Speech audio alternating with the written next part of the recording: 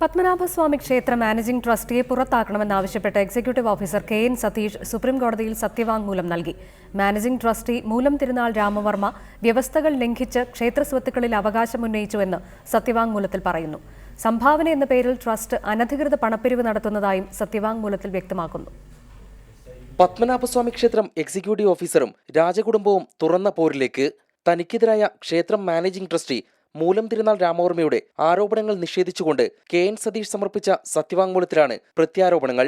ക്ഷേത്രത്തിലെ ചിലവുകൾ വഹിക്കുകയെന്ന ലക്ഷ്യത്തോടെയാണ് ശ്രീ ചിത്തിര തിരുനാൾ രാമവർമ്മ ട്രസ്റ്റ് രൂപീകരിച്ചത്.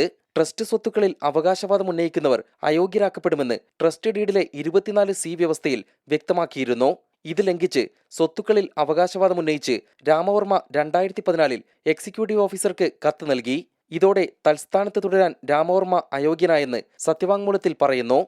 രാജകുടുംബത്തിനല്ല ക്ഷേത്രഭരണത്തിന്റെ ചുമതല. ട്രസ്റ്റിന് കീഴിലുള്ള ഓഡിറ്റോറിയവുമായി ബന്ധപ്പെട്ട് ക്ഷേത്രത്തിലേക്ക് സംഭാവനയെന്ന പേരിൽ പണം പിരിക്കുന്നതായും എക്സിക്യൂട്ടീവ് ഓഫീസർ ചൂണ്ടിക്കാണിക്കുന്നു. അങ്ങനെയൊരു സംഭാവന ക്ഷേത്രത്തിലേക്ക് നൽകാത്തതുകൊണ്ട് തന്നെ ട്രസ്റ്റിന്റെ നടപടി വിശ്വാസവഞ്ചനയാണ്.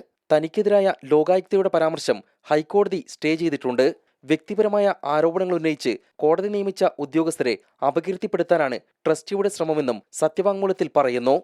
എം. ഉണ്ണികൃഷ്ണൻ, റിപ്പോർട്ടർ, ദില്ലി.